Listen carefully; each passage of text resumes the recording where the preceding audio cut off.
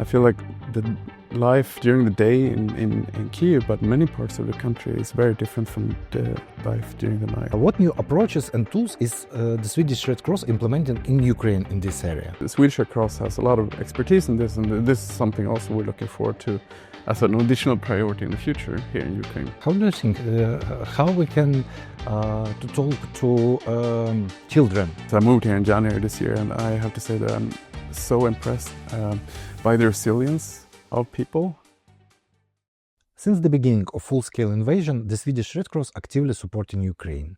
In this interview, we speak with Даніель Валліндер, country representative for Ukraine, about the organization's key priorities and how Sweden and Ukraine can learn from each other. So, Daniel, I'm glad to welcome you in our studio, and want to start from the first question. How did you come to work for the Swedish Red Cross? Great. First of all, thanks so much. Thank you for having me. I joined the Swedish Red Cross about 11 years ago, just shortly after my master's degree in international development and management. To be honest, this humanitarian sector can be a bit competitive. So as soon as I got my degree, I started applying for pretty much any job that I could find in this sector. And then I was lucky enough to get a quite junior position in the Swedish Red Cross. And here I am, 11 years later. Actually, I didn't know that much about the Red Cross before, but today I feel deeply for the Red Cross, our mandate and fundamental principles. What key moments have defined your career path? I think a few different. So many years I've been based in Stockholm, but I've been traveling quite a lot. And before the Red Cross, I worked a bit in Africa, but then mainly at the Red Cross, I worked in Asia Pacific. For instance, I worked in Cox's Bazar, so that's the world's largest refugee camp in Bangladesh. And that for me was really a defining moment. Some of the people that I met there, I think I would carry them with me for the rest of my life. I also worked for IFRC in North Korea, actually, which was also an interesting experience. But the same as in any country, the national society is often the main humanitarian organization, really responding to the needs. And there they have many natural disasters really affected by climate change. And then I would say in 2022, I actually worked again for IFRC as operations manager in Romania. Supporting Ukrainian refugees. And that was actually one of the reasons that I felt like I really wanted to come and work in Ukraine. So I moved here in January this year, 2025. What are the Swedish Red Cross top priorities in Ukraine today? So the main priority for the Swedish Red Cross is the priorities of the Ukrainian Red Cross. So we are here to support. But then, of course, we do have a few additional key priorities for us. So one is more like a geographical priority or focus. So we work mainly in Sumy Oblast.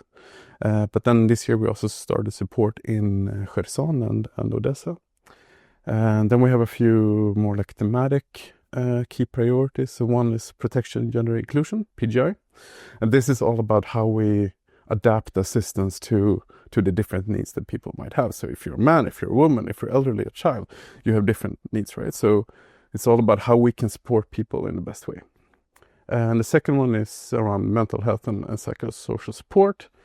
And then we have a few other key priorities. For me, really a lot of focus now is on securing additional funding for the next coming year. So we were actually quite lucky to get substantial funding in 2022, but we see that as the conflict continues, and even if there would be peace tomorrow, let's say, we know that the needs will be great. So we need to think more about how we can engage more with donors, both private, corporates, and institutional. So that's some of our key priorities at the moment. On April 18, 2024, Swedish and Ukrainian Red Cross societies signed a Memorandum of Understanding. Which success indicators have you built into that agreement? Right. Actually, so my manager, who was part of signing this Memorandum of Understanding, he often describes this as a declaration of love between the two national societies. But I think for me, it's really about one of the fundamental principles, like my favorite principle, actually, principle of universality or the solidarity between national societies. So it really, the overall sort of message of the MOU is that Ukrainian Red Cross and Swedish Red Cross will support each other. So here in Ukraine, we're supporting URCS with funding and technical support, for instance, in protection and inclusion. But URCS are also supporting us a lot, not the least sharing their experiences from this international armed conflict and how to better prepare for conflict, which is a huge focus and a key priority for my own national society in Sweden at the moment. So, and we, from our side, we really see this MOU not that it will end in 2030, which is the current sort of end date, but it's more of a landmark or a milestone that we believe that our close partnership and friendship will continue for many years to come. During the Ukrainian delegation visit to Stockholm, mental health and psychological support were discussed. What new approaches and tools is the Swedish Red Cross implementing in Ukraine in this area? Yeah, so in Sweden actually, so one of the things that the Swedish Red Cross does is that we have these centers for victims of trauma and torture.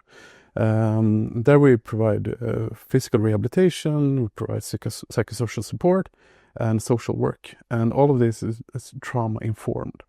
So we actually have a collaboration with ICRC, not only in Ukraine actually, but in other countries too, where we together with ICRC work to train healthcare professionals on these things. And this is a key priority for us in Ukraine. I mentioned before the MHPSS part. Today we're working with ICRC, providing this type of support for released prisoners of war. And we see that they have, of course, great needs when it comes to physical rehabilitation, need a lot of support when it comes to mental health and psychosocial support. Many people have seen horrific things, of course, and need a lot of that support. But at the same time, in Sweden, this treatment, the PTSD treatment, might take between 1, maybe 2, 3 years sometimes. And the released POWs, they stay at the clinic maybe a couple of months. So there's a huge need here for URCS to work more with a community-based approach when it comes to more community-based mental health and psychosocial support. So here we have a very important partnership with the Ukrainian Red Cross also. So the visit to Stockholm was part of this and something that we will scale up in the near and long-term future. Mm-hmm. How do you assess the level of localization of humanitarian projects in the regions served by Ukrainian Red Cross? And how does the Swedish Red Cross help strengthen the role of local communities? So localization is important because the local communities are always the ones who best know their own capacities and their own needs, right? So for us, that's very important. But when it comes to Red Cross, it is a local organization everywhere in the world, in 191 countries. You have the sort of central organization, but you always have the local branches and the volunteers, not the least, who know the local capacities and their needs. So already I would say that we are working in a localized way, and the Ukrainian Red Cross is doing so. But still, I think there's a lot that we as partners, as the Swedish Red Cross and our donors can do more to sort of transfer more of that ownership to local actors. So still, I think we have a lot of homework to do. Localization is being discussed a lot more today, which I'm happy about, but still we need to challenge ourselves a little bit, thinking a little bit outside the box and to really make localization a reality, I would say. What importance do you see in emergency response teams and mobile health units, and how do you assess their current impact? So I think both the emergency response teams and the mobile health units are really life-saving here in Ukraine. So I've traveled quite a bit in Ukraine, not the least to Sumy, where I've been many times, and the emergency response teams, for instance, so they do both search and rescue. As soon as a building is hit by a drone, they are there together with the local rescue services as the first responders, providing also first aid and psychosocial support. But they're also doing evacuations of civilians from the areas near the front line and at great risk of their own lives. I think that's very important for people to understand, that these volunteers are giving of their own time, risking their lives for others. And they're making huge difference. The same with the mobile health unit. So many people, not the least elderly, live in quite remote villages and are quite isolated. Their children might either be maybe in the army or they have fled to another part of the country, or maybe fled outside of the country. So many elderly people are quite isolated and really lack that support that they need. So this is where the Red Cross comes in with the mobile health unit. So it's really also life-saving, providing these health services to people.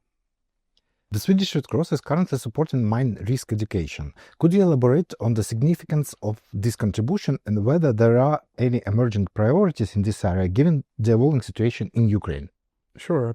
I mean, as you know, Ukraine is the most heavily mined country in the world. But it's not just the mines. It's also the cluster munitions and the unexploded ordnances and such. Many actors in Ukraine are fortunately working a lot with mine clearance. But it's equally important to work with mine risk education, not the least when it comes to children. So we know from other countries too that mines and cluster munitions can sometimes look like a butterfly or a toy. We've seen this in Afghanistan, for instance. So a child might think that, oh, here's a toy, I go and pick it up, and then it explodes.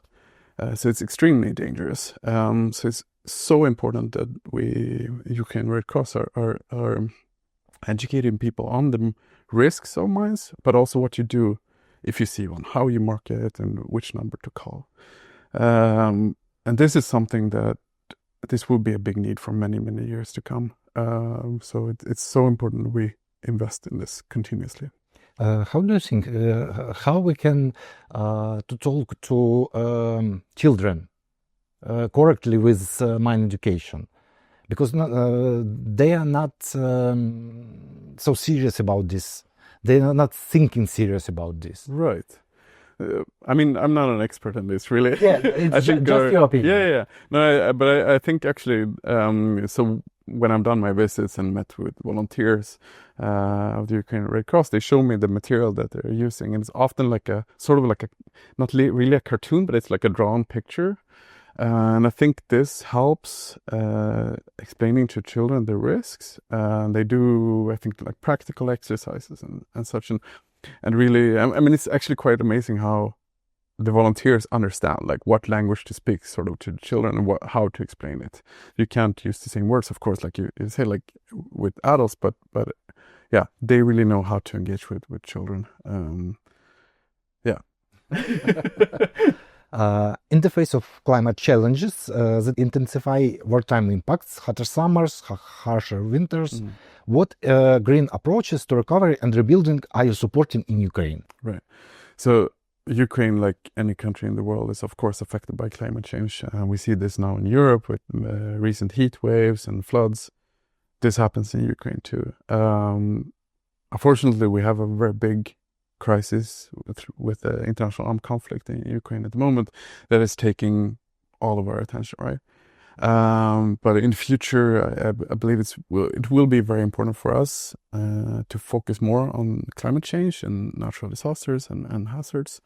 But still, there are a lot of things we can do today, even in our response to the international armed conflict. So as a humanitarian organization, the least thing that we don't want to do, like, we don't want to do any harm, right? So we don't want to add to the climate change. We don't want to add or have a negative impact on the environment and the climate.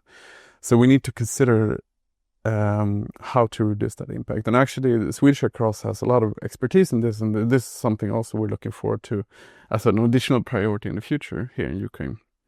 For instance, one thing that we can do is in Sumy and other regions, we're building this temporary social housing for internally displaced people.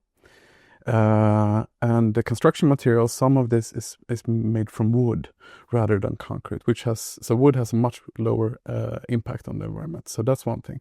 But it can also be simple things as driving in a smarter way, like eco driving, how we reduce our fuel consumption. I mean, it's financially smart, but it's also much better for the environment. Okay. Which campaigns or platforms have proven most effective role in relying Swedish and European donors and volunteers to support Ukraine?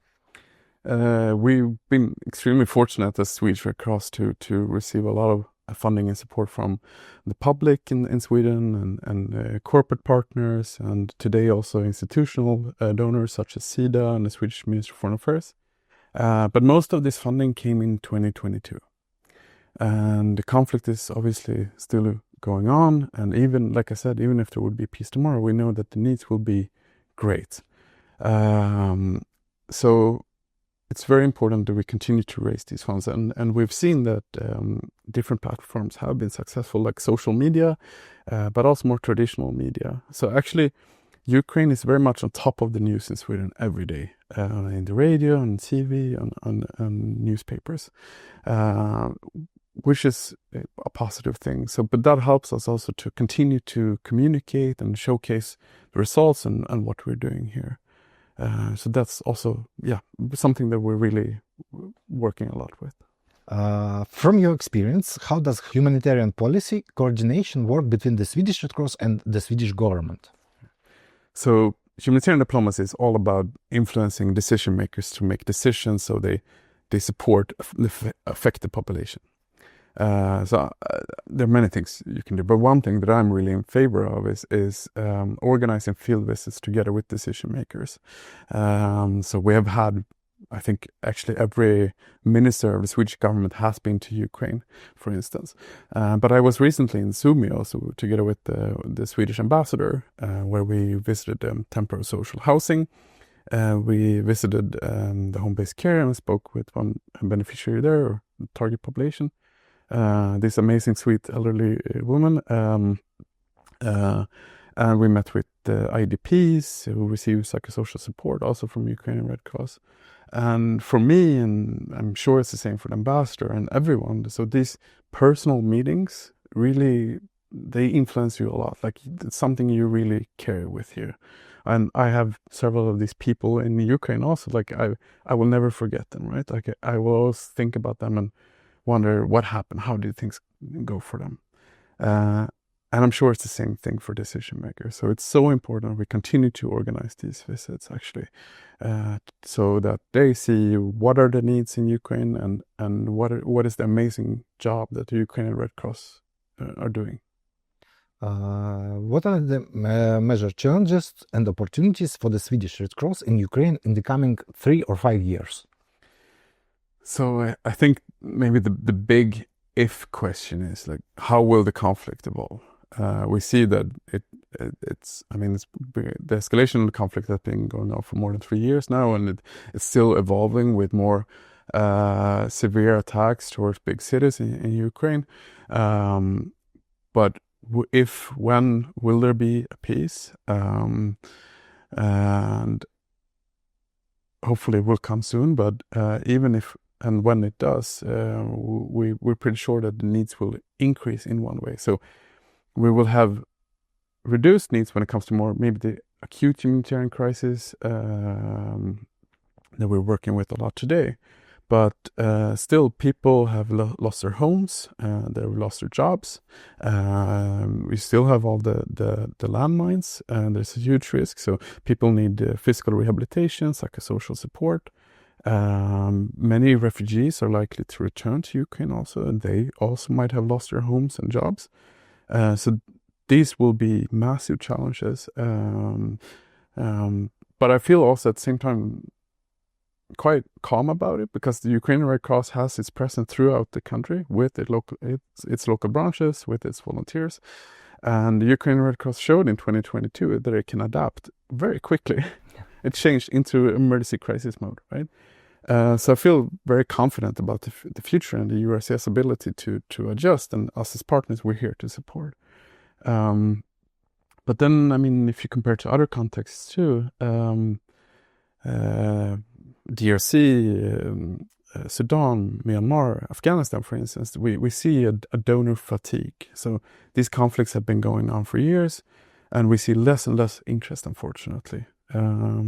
We haven't seen this for Ukraine yet, and I hope that Ukraine will continue to get a lot of interest and attention in the future. But we see massive needs. Gaza is one example, but massive humanitarian needs in the world, and we really see a need for organizations, but also donors and governments to really step up that support for the affected populations across the world. Mm-hmm. What can the Swedish Red Cross, and more broadly Sweden and the European Union, learn from Ukraine's experience in emergency preparedness or civil protection? I think lots. So, I mean, first of all, maybe one thing is the day that Ukraine becomes a member of the European Union. So in preparation for that, I think Swedish Red Cross and other EU national societies can support Ukraine Red Cross in adapting for that, learning how to work with donors. Ukraine Red Cross already doing that, and being a part of, for instance, the EU civil protection mechanisms and much more. But then, as a national society, the Swedish Red Cross has a lot to learn from Ukrainian Red Cross on how to better prepare for conflict, and things like how to best organize spontaneous volunteers, for instance. Like both like very big things, how we position ourselves towards our public authorities and governments, given our unique mandate through the Geneva Conventions, how we work with international humanitarian law, but then also more practical things, such as organizing spontaneous volunteers and much more. So, and Ukrainian Red Cross are already providing this support in the middle of this crisis, which we're really grateful for. So yeah, I'm sure our close collaboration will continue for many years, and we look forward to that. And few words for Ukrainians. Oh, no, thank you so much. I moved here in January this year, and I have to say that I'm so impressed by the resilience of people. I feel like the life during the day in Kyiv, but many parts of the country, is very different from the life during the night. So when people can, in Kyiv, in Kharkiv, in Sumy, they live life to the fullest. And then during night, they take care of each other. And the resilience is just, it's so impressive and amazing to see this. And Ukrainians are extremely welcoming and yeah, it's been a pleasure to move here, and extremely rewarding to work together with Ukrainian Red Cross and not the least the volunteers and all the amazing work they're doing. So, I mean, just duše ďakuju. Thanks so much to all of you. Yeah. Дякую.